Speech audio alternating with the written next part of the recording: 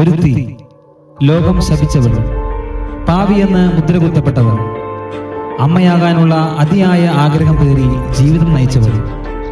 എന്നാൽ ജീവിതം സമ്മാനിച്ചതോ പ്രതികൂലമായ സാഹചര്യങ്ങളും. എന്നാൽ വിട്ടുകൊടുക്കാൻ അവൾ തയ്യാറായില്ല. അവളുടെ ദുഃഖം പ്രാർത്ഥനയാക്കി അവൾ മാറ്റി. നേരിട്ട അവഗണനയും പരിഹാസവും അവളെ കൂടുതൽ ശക്തിപ്പെടുത്തി. മാലാഖയോട് മല്ലിട്ട യാക്കോബിനെ പോലെ പുത്രലബ്ധിക്കായി അവൾ ദൈവത്തോട് മല്ലിടുന്നു. ഈ നീറുന്ന വേദനകളെ ദൈവത്തിന് സമർപ്പിച്ച് അനുഗ്രഹം പ്രാപിച്ച ഒരു കാത്തിരിപ്പിന്റെ കഥ ഞങ്ങൾ സമർപ്പിക്കുന്നു. കാത്തിരിപ്പ്.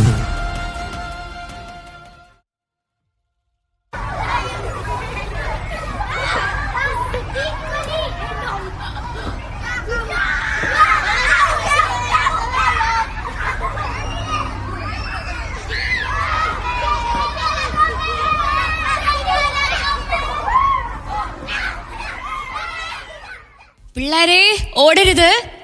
ഹനെ, ഇന്നലെയാണ് എൻ്റെ 7ാമത്തെ കുഞ്ഞ് പിറന്നത്. ഇന്ന് വരെ നിനക്ക് ഒരു കുഞ്ഞു പോലുമില്ല. ദൈവം നിന്നെ മറന്നു പോയതായിരിക്കുമല്ലേ?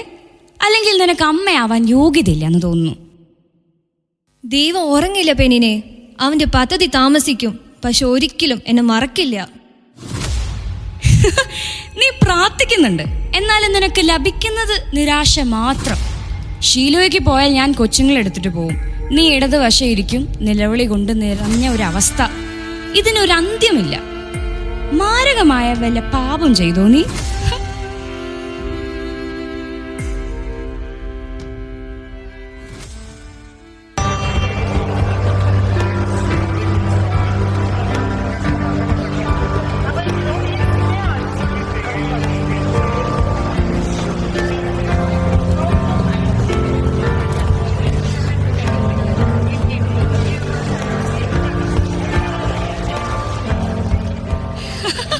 ഇവളെ നോക്ക്, ഒരു ദൈവം, ഒരു പ്രാർത്ഥന, ഇത് തന്നെ എപ്പോഴും. പക്ഷെ ഒരു കാര്യമില്ല. അവളുടെ പാവങ്ങൾ കാരണം ദൈവം അവളുടെ പ്രാർത്ഥന കേൾക്കാത്തതാണ്. എന്നെ കണ്ടോ, ഇപ്പൊ ഞാൻ 7 പ്രസവിച്ചു. മനസ്സ് നന്നായ മതിയെന്നേ.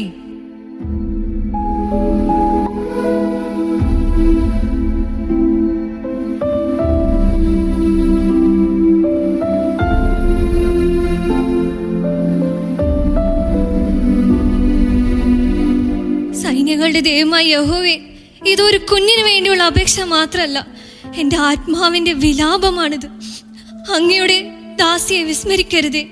എനിക്കൊരു പുത്രനെ നൽകിയാൽ അവൻ്റെ ജീവിതകാലം മുഴുവൻ ഞാൻ അങ്ങേക്ക് പ്രതിഷ്ഠിക്കും. അവൻ്റെ ശിരസിൽ കത്തി സ്പർശിക്കുകയില്ല. സ്ത്രീയെ, നീ മദ്യപിച്ചിട്ടുണ്ടോ? നിന്റെ ലഹരി അവസാനിപ്പിക്കുക. യജമാനനെ, ഞാനൊരു ദുഃഖമുള്ള സ്ത്രീയാണ്, മദ്യമല്ല.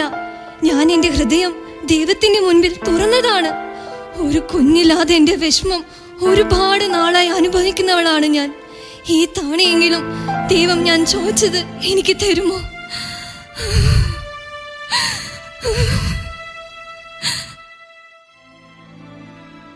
സമാധാനമായി പോകുക. ഇസ്രായേലിന്റെ ദൈവം നിന്റെ പ്രാർത്ഥന സാധിച്ചു തരട്ടെ. ഈ ദാസിക്ക് അങ്ങയുടെ കൃപ ഉണ്ടാകട്ടെ.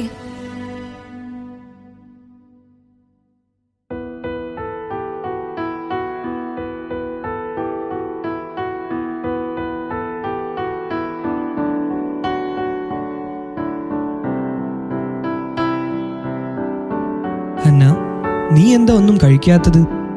എനിക്ക് വിശപ്പില്ല എൽക്കണ്ണ. ഹന്ന, നീ കരയുന്നത് എന്തിനാണ്?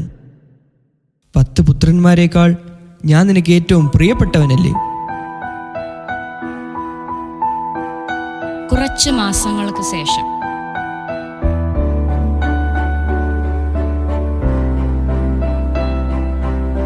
എൽക്കണ്ണ, ഞാൻ ഗർഭിണിയായി. ഹന്ന, കർത്താവിന്റെ കാരുണ്യം നമ്മുടെ നിരാശ മാറ്റിയിരിക്കുന്നു. പിന്നെ ദൈവം നിരാശ മാറ്റിയിരിക്കുന്നു അത്രേ.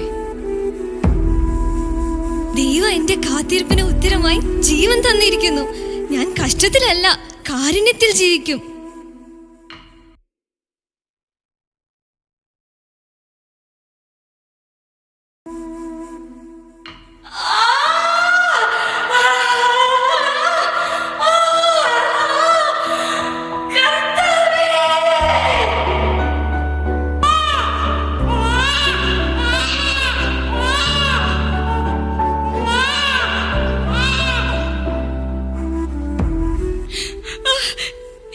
ഇവൻ എനിക്ക് ദൈവം തന്നതാണ്. ഇവന്റെ പേര് സാമുവൽ.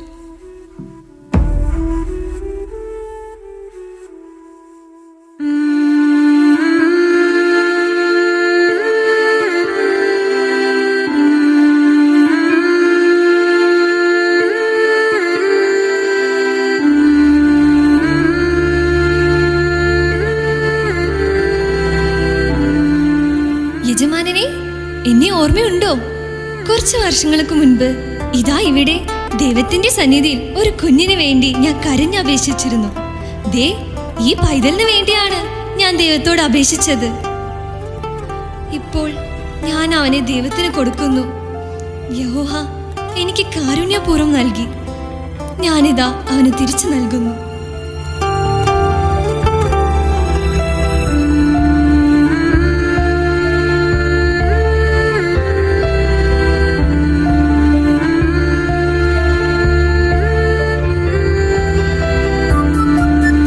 ഇത് തൻ്റെ അവകാശത്തിനായി വാദിച്ച ഒരു സ്ത്രീയുടെ കഥയല്ല, ഒരു വിശ്വാസിയുടെ ജീവിതയാത്രയാണ്.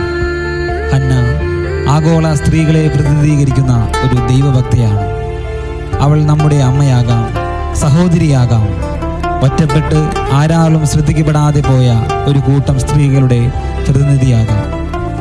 എന്നാൽ വിശ്വാസത്തോടെ, ആഗ്രഹത്തോടെ ചോദിക്കുന്ന കാര്യങ്ങൾ ദൈവഹിതമെങ്കിൽ അത് സംഭവിക്കുമെന്ന് ഈ അവതരണം നമ്മെ ഓർമ്മപ്പെടുത്തുന്നു.